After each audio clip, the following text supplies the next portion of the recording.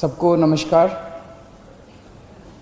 दोस्तों, दिल्ली में कोरोना काफ़ी फैला हुआ है और जनता के साथ मिलके, केंद्र सरकार के साथ मिलके हम इसे काबू करने की पूरी कोशिश कर रहे हैं एक तरफ, और दूसरी तरफ जिन लोगों को कोरोना हो जाए उनके इलाज की समुचित व्यवस्था करने की कोशिश कर रहे हैं। आज दिल्ली में लगभग 25,000 एक्टिव केसेस हैं।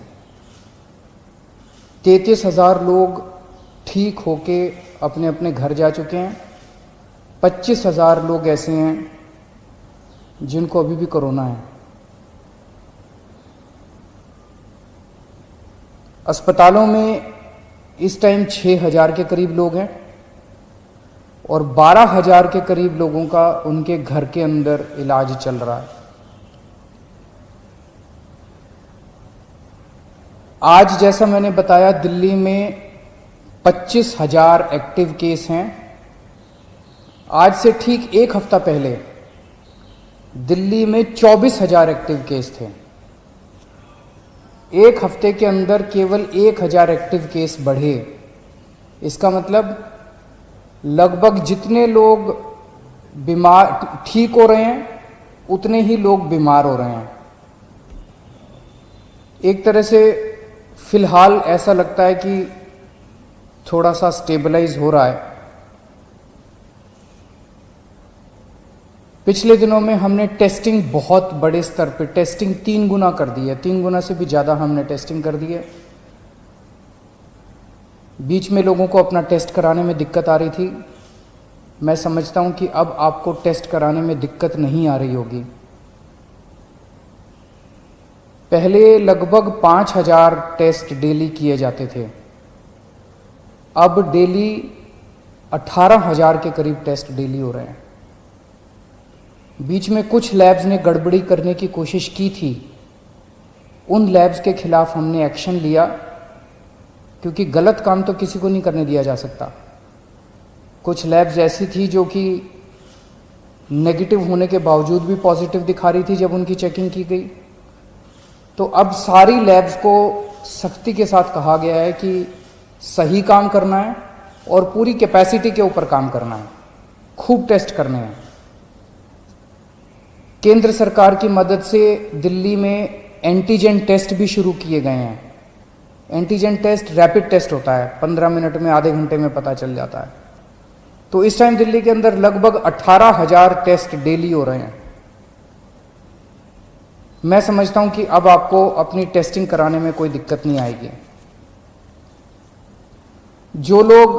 जिन लोगों का इलाज हम घर पे करते हैं, जो लोग माइल्ड होते हैं, कम बुखार है, थोड़ी सी खांसी है या कोई सिम्टम नहीं है, ऐसे लोगों का इलाज उनके घर में ही रह के किया जाता है। उसमें हम डेली, हमारी टीम उनको फ़ोन करती है, उनसे हालचाल पूछती है, बुखार तो नहीं हुआ,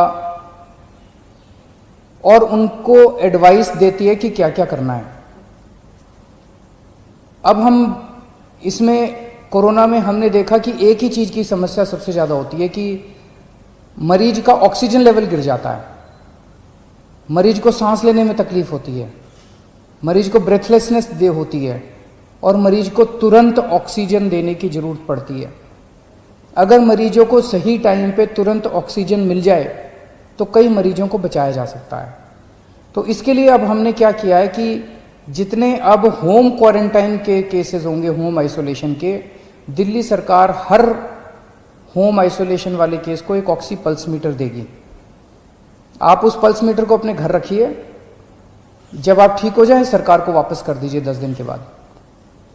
उस पल्स मीटर से आप हर घंटे में, 2 घंटे में आप अपनी ऑक्सीजन नापते रहिए। अगर आपकी ऑक्सीजन कम होती है, हम आपको एक फ़ोन नंबर दे देंगे, उस पर फ़ोन कर दीजिएगा। हर डिस्ट्रिक्ट में हम ऑक्सीजन के कॉन्सेंट्रेटर रख रहे हैं। तुरंत हमारी टीम कॉन्सेंट्रेटर लेके पहुंच जाएगी जल्द से जल्द, और आपको तुरंत आपके घर में ऑक्सीजन दे दी जाएगी, और अगर ज़रूरत पड़ेगी तो आपको अस्पताल में शिफ्ट कर दिया जाएगा। कई बार हमने देखा है कि ऑक्सीजन तुरंत न मिलने की वजह से अस्पताल में शिफ्ट करने तक इतने में ही कई बार मरीज कभी कभी कोलैप्स कर जाता है।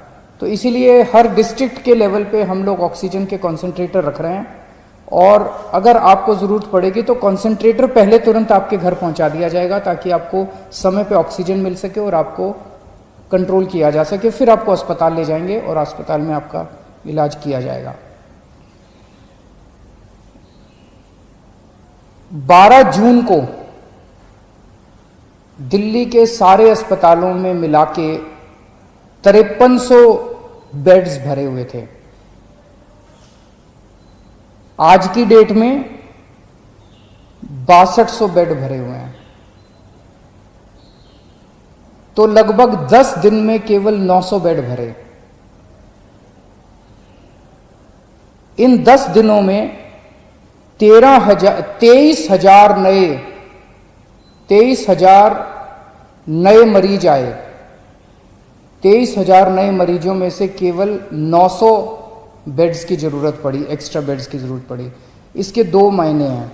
एक तो ये कि जितने लोग अस्पताल में एडमिशन ले रहे हैं उतने ही लोग लगभग ठीक होकर घर भी जा रहे हैं, और दूसरा ये कि जितने नए केस आ रहे हैं इनमें सीरियस केस बहुत कम है। माइल्ड केस और एसिम्टोमेटिक केस ज़्यादा हैं जिनका हम घर पे इलाज कर रहे हैं। सीरियस केस बहुत कम है जिनको अस्पतालों की ज़रूरत पड़ रही है। तो लगभग बेड्स की स्थिति ऐसी है कि डेली बेसिस पे 150 एक्स्ट्रा बेड्स की ज़रूरत पड़ती है। उतने बड़े स्केल के ऊपर बेड्स की फ़िलहाल ज़रूरत नहीं पड़ रही है, लेकिन फिर भी हम हाथ पे हाथ रखे नहीं बैठे। मुझे बेहद खुशी है कि आज की डेट में एक तरफ जहां 6200 बेड ऑक्यूपाइड हैं, 7000 बेड खाली हैं। बीच में थोड़ी सी बेड की मारामारी हुई थी, लेकिन हमने युद्ध स्तर के ऊपर सारे अस्पतालों से बात करके सरकारी अस्पतालों में, प्राइवेट अस्पतालों में आपके लिए बेड्स का इंतजाम किया है। आज की डेट में 7000 बेड्स खाली हैं। इस दौरान हमें केंद्र सरकार से काफ़ी सहयोग मिल रहा है। दिल्ली सरकार और केंद्र सरकार मिलके दिल्ली में कोरोना को काबू पाने की कोशिश कर रही हैं। ये समय राजनीति करने का नहीं है, ये समय आपस में लड़ाई झगड़े का नहीं है। अगर हम आपस में लड़ेंगे तो कोरोना जीत जाएगा, और अगर हम मिलके लड़ेंगे कोरोना से तो कोरोना को हरा सकते हैं। आज पूरा देश चाइना के खिलाफ 2 युद्ध लड़ रहा है। एक चाइना के द्वारा भेजे गए वायरस के खिलाफ, और दूसरा चाइना के खिलाफ बॉर्डर के ऊपर युद्ध लड़ रहा है। वायरस के खिलाफ हमारे डॉक्टर, हमारे नर्स, ये सब युद्ध लड़ रहे हैं, और बॉर्डर के ऊपर हमारे सैनिक युद्ध लड़ रहे हैं। आज पूरा देश हमारे डॉक्टर्स के साथ एक तरफ खड़ा है और हमारे दूसरी तरफ हमारे सैनिकों के साथ खड़ा है, और इन दोनों युद्धों को हमें पूरे देश को मिलकर लड़ना है। इसमें बिल्कुल राजनीति नहीं होनी चाहिए, इसमें कोई पार्टीबाजी नहीं, कोई गुटबाजी नहीं। सारे देश को एक होके कोरोना के खिलाफ भी युद्ध लड़ना है और चाइना के खिलाफ भी हमें युद्ध लड़ना है। हमारे 20 जवान पीछे नहीं हटे, हम पूरे देश भी पीछे नहीं हटने वाला। जब तक हम जीत नहीं जाएंगे तब तक देश पीछे नहीं हटेगा। जय हिंद।